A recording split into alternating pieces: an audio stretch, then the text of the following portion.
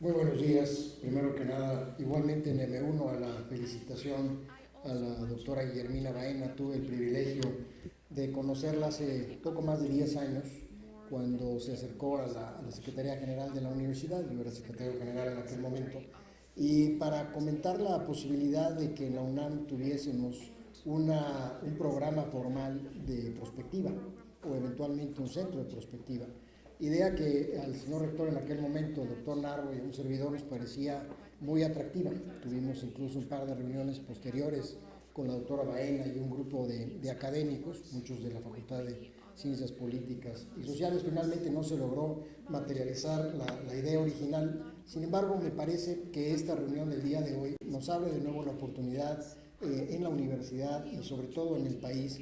de reflexionar sobre la importancia de los futuros, de pensar en un diseño de un país, de una ciudad, de una comunidad, atendiendo a los varios escenarios que el desarrollo humano nos está imponiendo.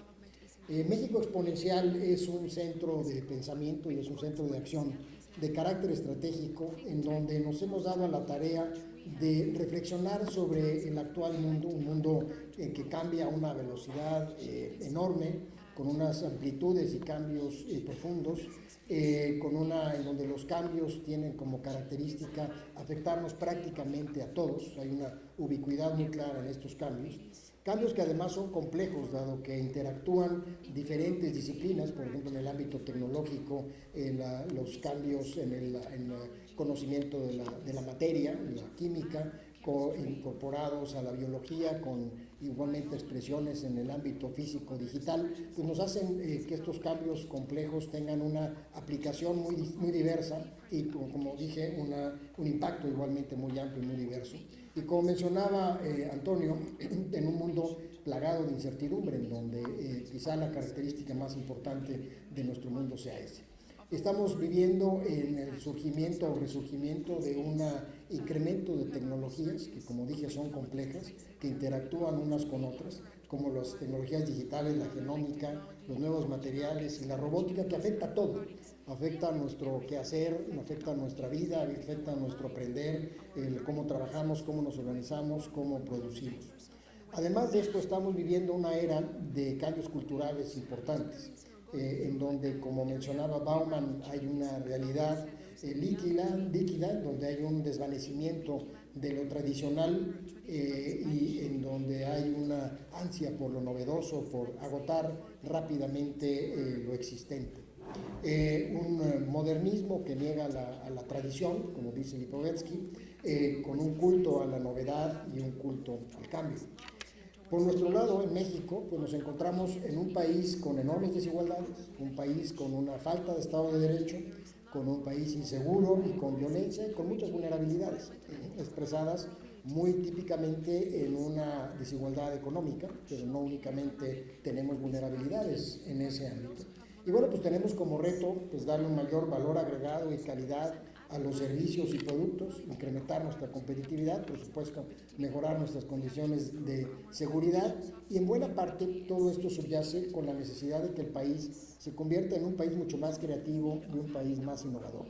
Y esto implica desarrollar una cultura de la innovación y de la cultura, para lo cual no podemos sustraernos de los avances tecnológicos y, consecuentemente, no podemos sustraernos de pensar en el futuro, de lo que implican estas tecnologías en nuestro país, en nuestra sociedad, en nuestra universidad. Es por ello entonces que en México Exponencial nos hemos dado la tarea de tratar de plantear al menos una nueva óptica para poder diseñar el futuro de nuestro entorno, de nuestro país.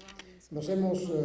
dividido nuestro trabajo en lo que llamamos gobernanza para una sociedad exponencial, reconociendo que las tecnologías nos están imponiendo una manera distinta de relacionarnos a los ciudadanos con nuestro gobierno, desde trámites elementales como es el pago de un servicio, ya no digamos propiamente en la interacción a nivel democrático entre los gobiernos y los ciudadanos. Entornos exponenciales, expresado muy típicamente en el concepto de las ciudades inteligentes, en donde haciendo uso de las tecnologías, de los grandes datos, de la inteligencia artificial a la que me voy a referir al cerrar mi intervención, nos está condicionando una manera distinta de vivir, no únicamente expresado esto en el entorno físico, como tradicionalmente lo pensamos, particularmente los ingenieros, sino un entorno cibernético en el cual nos desarrollamos. Una economía exponencial, en que está claramente identificada una economía de la creatividad, una economía de la innovación, en donde el sustrato básico de estos son los avances tecnológicos. Las capacidades exponenciales, no me refiero exclusivamente a la educación, sino a la educación del futuro, el propio capacitación, entrenamiento del futuro, reunido en un concepto general de capacidades, y finalmente por la sustentabilidad exponencial, por la importancia que debemos de darle a nuestro entorno y al efecto que tienen las nuevas tecnologías en el entorno. Seleccioné para esta charla alguna reflexión sobre una de las tecnologías que está teniendo mayor desarrollo en el mundo, que es el de la inteligencia artificial. De manera artificial, las grandes potencias, particularmente en los Estados Unidos, ha definido al mundo en dos grandes polos, China y Estados Unidos mismos. Y lo digo artificialmente porque naturalmente hay otros polos de desarrollo importantes desde el punto de vista económico, cultural, como es Europa mismo. Sin embargo, en esta lógica, en esta dicotomía del presidente Trump, él ha preferido dividir esto un poco también para generar dentro de este modernismo que estamos viviendo el concepto de nosotros contra ellos. Y bueno, pues nosotros somos los americanos y ellos pues son los no americanos, en este caso los chinos. Y bueno, pues lo que hemos visto y ha sido reportado varias veces en los medios de comunicación de la lucha por el comercio actualmente, en realidad lo que subyace es una lucha por la prevalencia tecnológica de los dos grandes gigantes, Estados Unidos y China. Y muy particularmente esto relacionado con inteligencia artificial. Esto como una expresión de un conjunto de tecnologías, de ahí lo complejo de este entorno, en donde si bien tiene un apoyo en el uso de computadoras, también hay en la concepción de la inteligencia artificial la necesidad de echar a mano de grandes bases de datos, la necesidad de tener una conectividad muy robusta, muy rápida, en fin, entonces bueno, implica realmente el control del futuro de la tecnología que tiene implicaciones en todos los ámbitos de la vida, y para el caso de China y Estados Unidos, que les preocupa mucho el tema de la guerra, el tema de la industria militar. La inteligencia artificial ha sido definida como un sistema artificial que desarrolla tareas en circunstancias variables e impredecibles, volviendo al tema de la incertidumbre, sin supervisión importante del ser humano, o bien que puede aprender a partir de la experiencia y mejorar su desempeño cuando se le expone o bien se le introducen datos. En la inteligencia artificial actualmente se reconoce por el grupo de expertos que ha venido dialogando y reflexionando al respecto tres grandes retos. Primero, la necesidad de priorizar en ciertas áreas de atención de la propia inteligencia artificial. Cómo lograr que las aplicaciones de inteligencia artificial, que las vemos en la preservación del medio ambiente, que las vemos en la medicina de precisión, que lo vemos en el desarrollo de la infraestructura o lo vemos diariamente en el traslado de un lugar a otro utilizando Waze, ¿cómo podemos lograr que estas aplicaciones sean suficientemente seguras? Suficientemente seguras en dos acepciones de la palabra safety o security, digamos, en inglés. En español nada más tenemos una sola palabra, que es seguridad, referida a la seguridad frente a su uso, y segundo, referida frente a la seguridad que implica todos los manejos de datos que se requieren en la inteligencia artificial, de ataques que puedan hacer uso indebido de esos datos, digamos el concepto de la ciberseguridad. ¿Cómo lograr que la inteligencia artificial sea predecible? Por cierto, un valor muy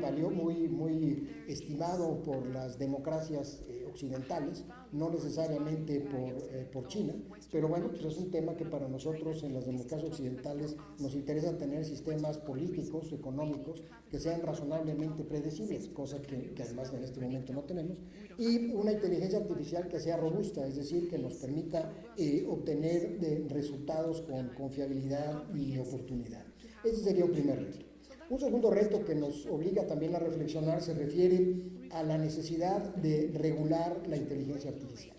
Y esto pues nos llama a cuentas sobre qué nivel de profundidad de regulación estamos pensando o estaríamos pensando. Regular en sí la inteligencia artificial, cuando la inteligencia artificial es simplemente el uso estadístico de datos apoyado en computadora, difícilmente podríamos regular simplemente eso, o bien regular las aplicaciones de la inteligencia artificial, reconociendo que si bien las tecnologías son amorales, sí claramente tienen un impacto en la vida de los seres humanos y hay que discutir el impacto que tienen en la vida y consecuentemente regular sus aplicaciones. Y por otro lado, el reto de movilizar la cooperación internacional, sobre todo en áreas que maximicen el impacto de la inteligencia artificial en el beneficio de nuestras sociedades, claramente la salud y la educación. La salud, sabemos de desarrollos importantes que se han dado en años recientes, en donde utilizando grandes bases de datos y conocimiento acumulado en equipos de cómputo, en bases de datos, nos permiten lograr un mejor diagnóstico de ciertas enfermedades. Es el caso de la computadora Watson o el sistema Watson de IBM para poder diagnosticar el cáncer y así como ese otro tipo de aplicaciones. Frente a este entorno, la pregunta que nos haríamos para México es cómo podemos aprovechar la inteligencia artificial a favor del desarrollo de nuestro país. Y la verdad es que no hay una respuesta todavía a este asunto. No hay una guía que pudiésemos tomar de lo que pretendería el actual gobierno federal, no hay una mención del concepto de inteligencia artificial o algo parecido en el Plan Nacional de Desarrollo, no se prevé que pueda existir algo similar en una discusión formal dentro del gobierno. Ha habido algunos esbozos por parte de CONACYT, algunos esbozos por parte de la oficina de la presidencia, pero nos parece que ahí hay una oportunidad de que México no puede pasar por alto de aprovechar y de involucrarse en la inteligencia artificial, ya sea para maximizar el impacto social de la inteligencia artificial, que es por supuesto un deseo digno de encomio, que no necesariamente se logrará con la rapidez y con la profundidad que se quiera, y por otro lado maximizar el desarrollo empresarial, con algún otro matiz también de desarrollar la inteligencia artificial con fines de carácter académico. Si bien uno supondría que estas estrategias pueden confluir en una sola, la realidad es que también tienen puntos que son excluyentes. Y me parece que ahí México tiene una oportunidad, o más bien la necesidad de reflexionar sobre cómo poder hacer uso de la inteligencia artificial en el mejoramiento de las condiciones del país. En cualquier caso, entrañará necesariamente la formación de recursos humanos especializados en el tema, pero no solamente especializados en el desarrollo propiamente de la inteligencia artificial, sino en el desarrollo del aprovechamiento de la inteligencia artificial. Yo quisiera preguntar en la Universidad Nacional cuántas escuelas y facultades de nuestra universidad han pensado